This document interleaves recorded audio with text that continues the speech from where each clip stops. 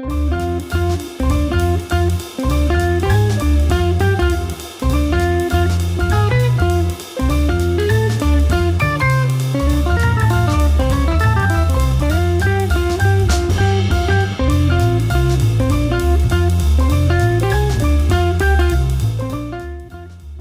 I'm Trevor Stevenson, and welcome to Your Story Will Be Different. This is a narrative play podcast where I tell you the story that came to be from a playthrough of a solo TTRPG. For this session, we're playing Midnight Melodies by Cesar Capacal, in which you are a jazz musician recruited by Death to join the Department of Unauthorized Deaths. That said, let's dive right in.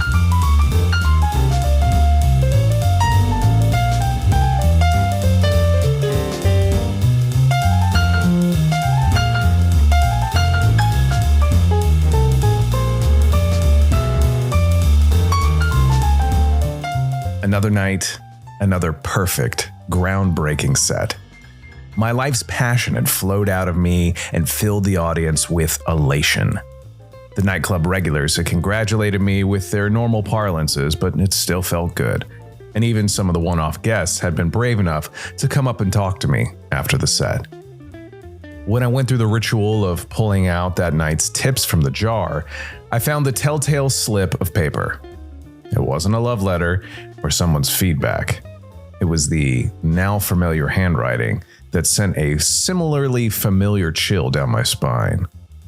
Death had left a name for me to investigate. I rubbed my chin as I started my real job, and I punched in as a cog in the machine of the Department of Unauthorized Deaths. Ever since Death itself offered me the job of tracking down the entities that robbed it of the souls it was owed, the other world's clues presented themselves in the obvious manner to me. Music. Through the low light of the club, I made out the name of the poor soul that had been taken out of Death's plan. Warren Stone. As soon as I read that first clue, the first otherworld tone rose in my mind, and threads began to emerge from this latest case. The tone painted him as a quiet man. Warren was a widower and a devoted father. He took the long way home just to bring his daughter her favorite chocolate croissant before school. He was the kind of guy who held doors open and never lost his temper in traffic. Even without the supernatural deduction I now had, it was clear that Warren Stone wasn't supposed to die the way that he did. The tone continued and told a story that he drove nights, chauffeured the rich, maybe worked security on the side, but I knew it was the kind of security that required a silencer, and it left its own ghost prints. Warren was mob muscle. Sure as the leather seats that he cleaned with care. He wasn't a killer by trade, he was a wheelman. The guy you wanted to have your back. Eventually, I found myself drawn across town to a dilapidated and forgotten channel station. The air was as dank as it could get, and the light pollution from outside poured through a broken window to guide me to the body. I picked through glass and ash for something that whispered the next tonal clue. Whatever had happened here clearly hadn't happened cleanly. Even as a non-mortal, I still recoiled at the sight. It's hard not to when you're standing over someone who looked like he lost a fight with a blender. I took out my guitar. Much easier to find harmonic tones than a portable piano. When I took out the guitar, it wasn't to play, just to touch it and feel the strings under my fingers. A melody hovered on the edge of my hearing. A new otherworld tone, and I was going to let it guide me to the next step. The hallowed harmonic lent itself to me and told me more of the story. Warren had meant to meet someone out here. He had set the meeting far from his daughter's prep school, and even farther from the mob. It was a dead man's gamble. The note bent away from superfluous details like if he was going to turn state witness or if he wanted to confess to something. whatever it was, he never made it back to his car. I stepped over the corpse outline that the cops never marked, because no cops were ever called to this area. The place had been scrubbed, though, physically, but also spiritually. And yet, not completely. An out-of-place shimmer in the corner caught my eye, but as I moved toward it to see what it was, the world shifted.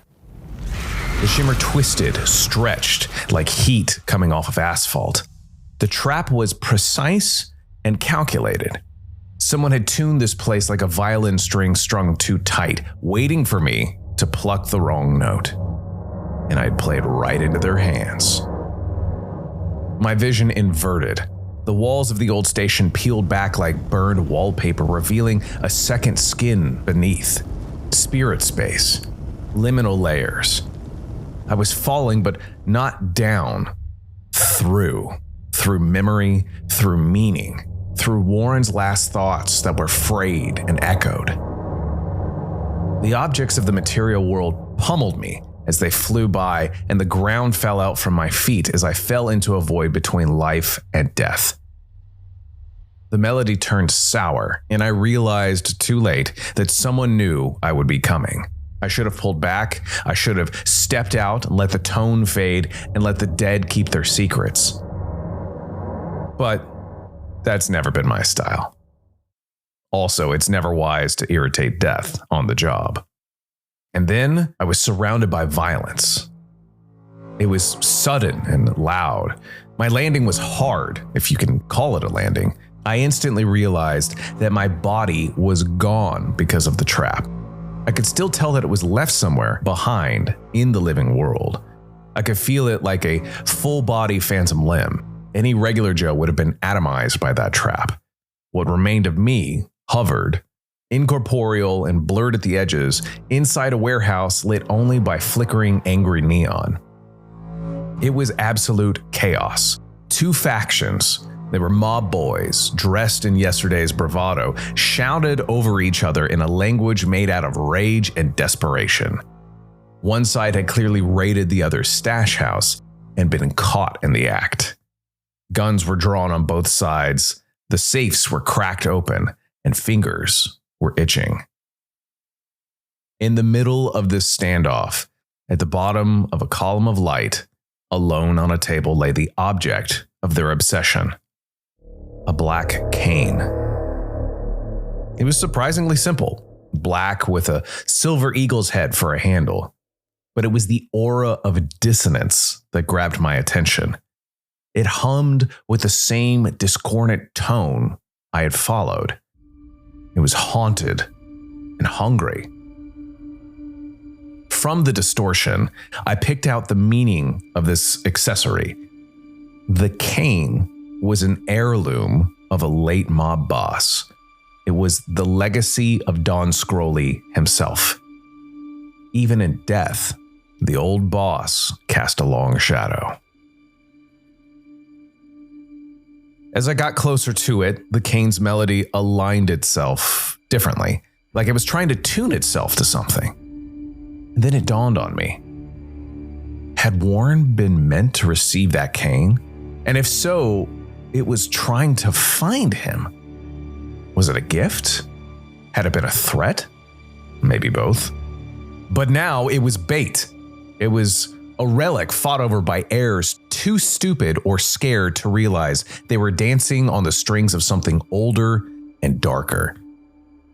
I moved between the two sides, shouting no words living ears could hear. Somehow they still paused. There was one man whose face went pale and was suddenly slick with sweat, and I realized he was looking right at me. He clearly saw me, and his mouth fell open, just for a second, but it was long enough. He raised a shaking pistol at me while moving his mouth to say something. Luckily, nothing came out. I pulled whatever was left of my essence together and pushed out a blast of raw physical force. The guns wavered as one side broke and ran, and the other side flinched. By the time it was over, the cane remained untouched on the table. Neither side dared claim it.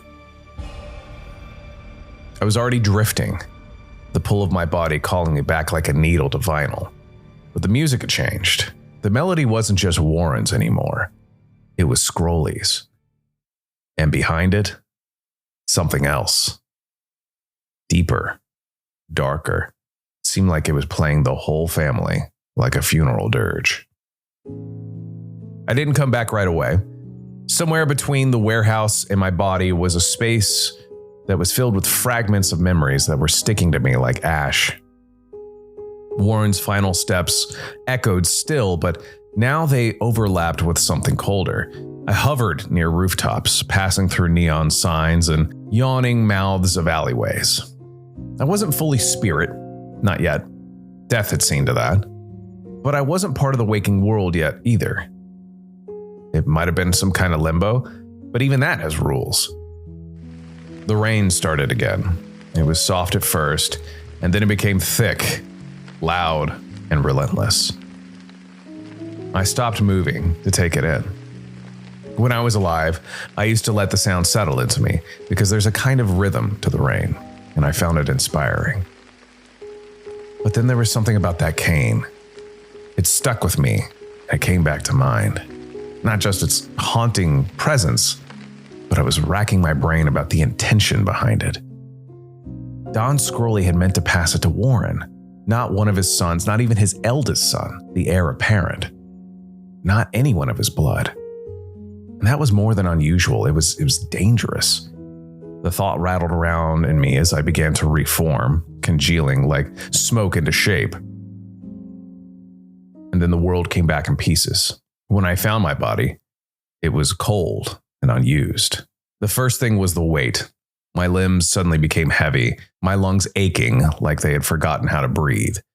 Then, scent returned to me. The oil, the mildew, and the faintest trace of blood beneath my fingernails. Finally, pain. A cold ache that settled into my bones like a tune struck in the wrong key. And I opened my eyes. My body was curled beside a cracked wall and dirt smeared down one cheek. I'm sure I looked like hell. I know I felt worse. But I was whole again. Barely. It took effort to stand. My knees protested and my vision swam. I found a rain barrel and dunked my face in freezing water. I scraped the grave dust off and came up gasping, soaking, and shivering. But as clean as I'd been in hours. As clean as I ever get. I found myself near the back alleys of Midtown, where the old speakeasies were buried now beneath condos and boutiques. The thought of Scrolly still rattled my cage, so I did something about it. Now, the dead don't like being summoned. They tolerate it sometimes, especially if they've got unsolved business. They linger when they have unfinished business, but being called, dragged halfway back into memory and regret, scratches something raw. And Don Scrolly had more regrets than most. I went to his old office because the walls still remembered him. And that always helped with this kind of thing. The place sat above a long dead flower shop, boarded windows bleeding moonlight through the cracks. Dust still hung in the air, heavy with the ghosts of old cigar smoke and disgustingly expensive cologne. The desk remained untouched, like someone had expected him to walk back any minute and bark orders.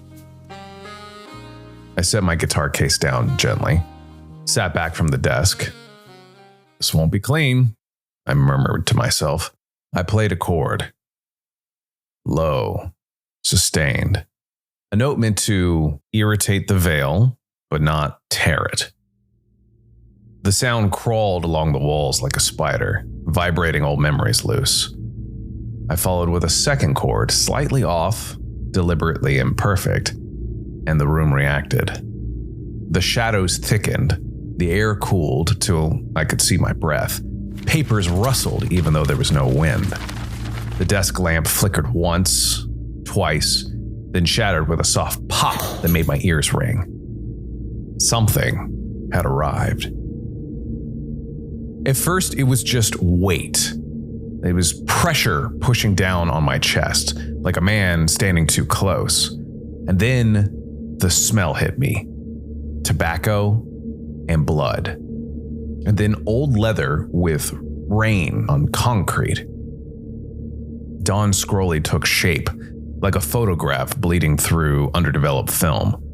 But he wasn't whole. His edges were frayed.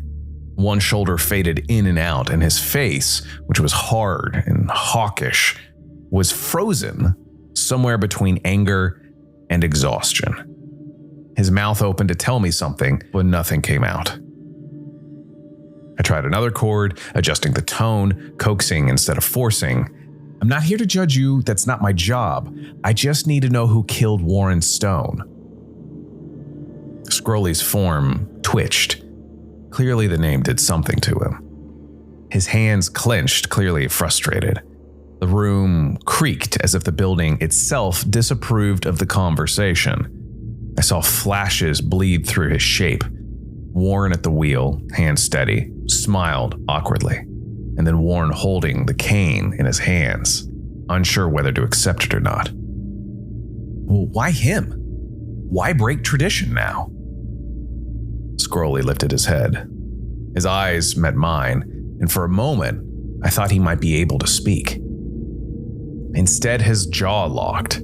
His form began to destabilize, pulled in competing directions by unseen forces, as if something didn't want him to talk. The temperature dropped even further. All right, I raised my hand slightly. Fine, can you show me? That got through. Scrolly raised his hands, and he bent his hands to mime wings in short, sharp motions. It was a bird taking off. And then he reached for something that wasn't there. He curled his fingers around an invisible glass and tipped it back. Bird. Drink. These gestures cost him everything, and he left. His form tore at the edges, unraveling like smoke in the wind, but before he vanished completely, he looked at me one last time, but it wasn't anger. He looked relieved.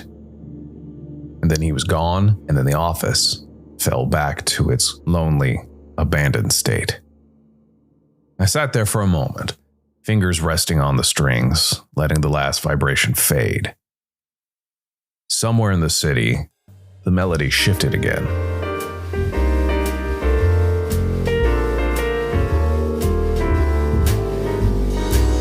At my next stop, I found myself underneath a flickering street lamp that cast a sputtering halo over a rusted iron sign. The Eagle's Nest Lounge. Bird. And drink. The ghost of Scrolly hadn't said a word aloud, but now I found a bar where the drinks didn't matter, but who ran the bar did.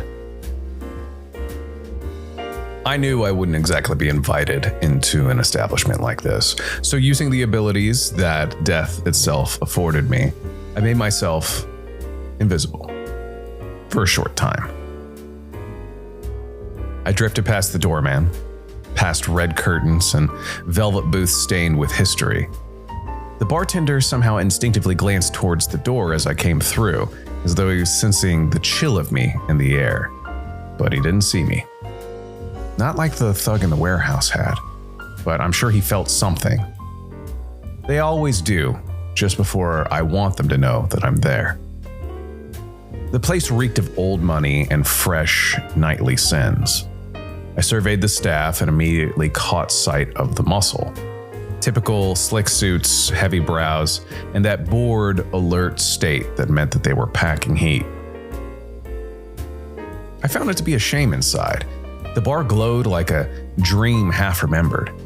I remember when jazz used to live in the Eagle's Nest. Real music, played with sweat and soul. Now the air was too clean, sterile. Someone had ripped the music out by its root and salted the earth. I materialized at the bar and suppressed a smile when the bartender jumped as I ordered something cheap. I let my voice carry just enough when I said, "You looking for any new musicians?" The bartender didn't bite, just wiped the same spot on the counter until the wood should have caught fire.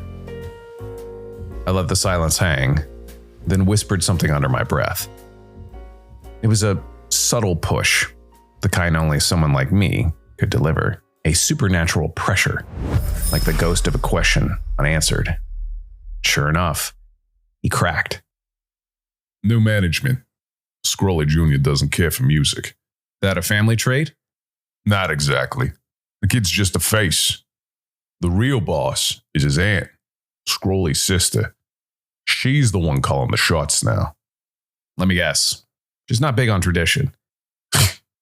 Tradition doesn't matter to her running the outfit directly. So she's running it sideways, through the kid. Aunt pulls the strings. Nephew plays the puppet. And Warren? It wasn't too far of a leap to figure out he had been a threat to that little production. The cane wasn't just a gift, it was a promise, a change of guard, a break of bloodline. And that aunt couldn't let that happen. I tipped well and left the glass mostly full. Outside, the city breathed deep, and I was getting close to the heart of the melody now. Dark, discordant, drawing me forward into the night. The Scrolly estate didn't bother pretending it wasn't a fortress. Cast iron gates stood tall, and they were crowned with twisted vines and thorns that were as ornamental as they were symbolic. Security cameras tracked every angle. I wasn't worried about those. What stopped me cold was something arcane and deeper than any surveillance system. As I stepped towards the main gate, a white-hot jolt ran through me, like I'd walked into a wall made of melting glass. My vision blurred, I caught my breath, and the growing melody in my head screeched as if it was bent out of tune. I staggered back, rubbing my jaw where the force had hit me. I had just run into the best validation of my theory so far. A supernatural ward to keep the unnatural, like me, out.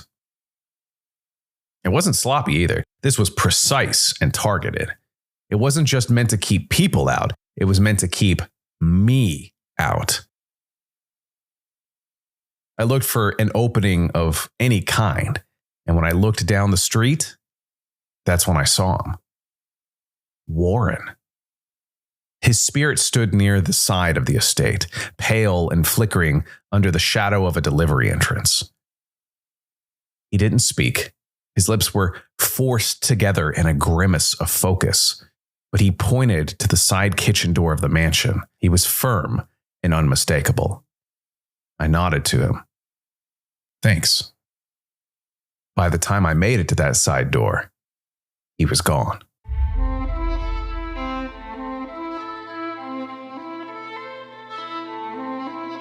Inside, the mansion felt like a museum more than a home. Marble floors, crystal fixtures, a silence so thick it pressed against your skin. But it wasn't the wealth that haunted the place. It was the weight of expectation. This was a house built to hold legacy. And the legacy there had turned toxic. Portraits lined every hallway, every capo de familia, each holding the cane, Scrolly's cane. The silver eagle head gleamed in every painting, its eyes cold and watchful. It should have been passed to Scrolly's son, but the old man had other plans. He had chosen Warren, breaking with blood, breaking with everything, and apparently that was enough to mark him for death. As I moved deeper into the mansion, the tone I'd been following thickened, no longer just a melody, but almost a barometric pressure. I felt a resonance in my ribs, an echoing in my teeth. Something dark was woven into this place.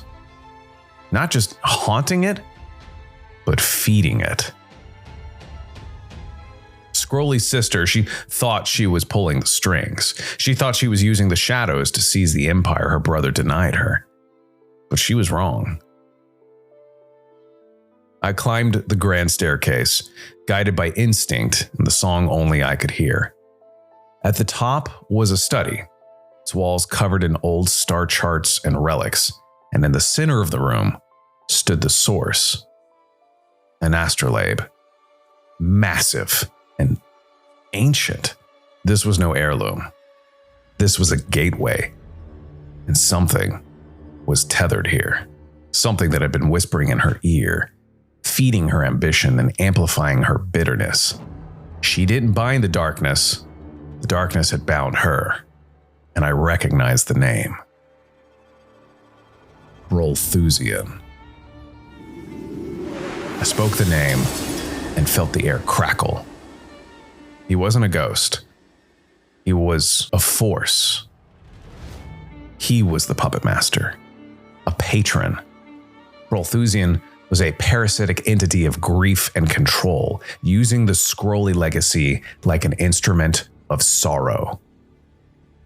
I wasn't here to exorcise him. That's not my job, but I was here to see him. The moment I stepped into the astrolabe chamber, the music in my mind and body stopped. Not faded, stopped. Cut clean like a record scratched in silence. The only sound left was the hum of the mechanism, turning impossibly slow, each gear grinding against dimensions my ears weren't made to understand. And then the wind came. Not from anywhere in reality, it rose from the astrolabe itself, a cyclone of dust and whispering voices, lifting papers into the air like dying birds. The room flickered. Shadows writhed in agony of their master across the wall, rearranging into symbols that had no name. And then it spoke. Not in words. My skin went cold, my thoughts bent, and then within the storm, something took shape. It was a figure that was a silhouette, but it was made out of broken knives and firelight, constantly shifting. A storm of faces, all screaming silently, a mouth without sound, a voice of memory and mourning. You don't belong among the living. It said, or didn't say. I heard it in my blood, in the marrow of my bones. Neither do you. You've latched onto this family and you've warped them. You've turned their sorrow into poison. The whirlwind of blades and fires moved closer. Or maybe it just became larger. I am owed. They offered me grief. They fed me pain. I gave them power in return. Warren didn't offer you anything.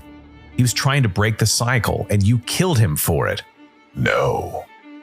She killed him. I only opened the door and showed her how. Beneath the storm, I saw flashes. Scrolly's sister, deep in an unknown and arcane ritual, calling out into the void, thinking she could control whatever answered. But Brolthusian was no pet. He was an element of ruin, and he was tired of me standing in his way. The room surged. The wind became knives slicing through anything. The floor cracked, and my guitar flew back from me, nearly torn from the straps. You will not warrant death. You don't get to tell me what song to play. And I turned, and I ran. I didn't stop running till I hit the street, and I didn't look back. I didn't need to.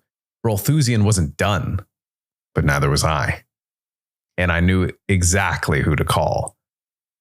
Death doesn't pick up a phone. It listens. I found a rooftop 3 blocks away, dry enough to sit, quiet enough to think. The rain tapped soft on the railings as I pulled my guitar on my lap, let my fingers drift across the strings. 3 full notes, echoed with sorrow. And then 5 more. Minor key, drawn from the same tone I'd followed every step of this mess. The tune was not beautiful, but it wasn't meant to be. It was the truth, and it was enough. The air chilled. Life itself held its breath, and somewhere, a gate opened. I didn't need to see it to know Death had heard. My job was done. Death would handle the rest.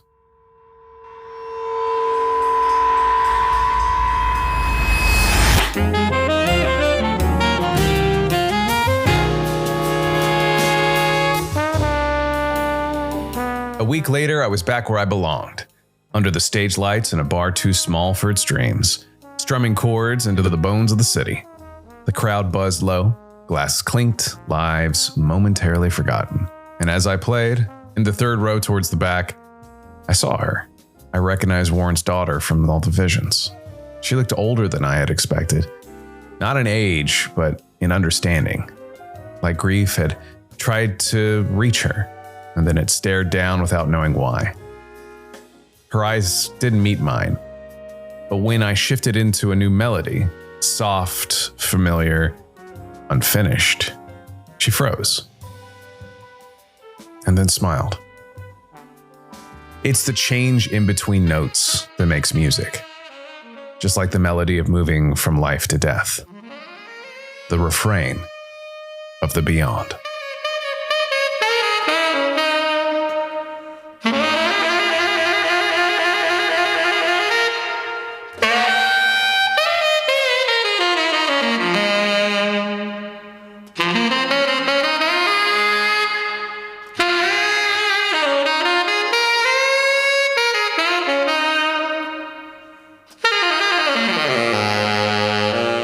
Midnight Melodies grabbed my attention because I am fascinated by the idea of working for a supernatural entity and making it as normalized and mundane as possible.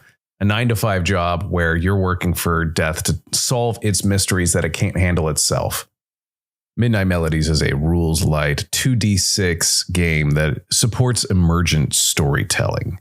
The way that it plays through is that at the start of every investigation, you're prompted by finding the victim's name. And then as you go through the investigation, you're rolling on tables and a D6 system to eventually find out the victim's identity, the scene of their death, the clues about what happened, some sort of sign of supernatural influence, and ultimately the entity that's responsible for it.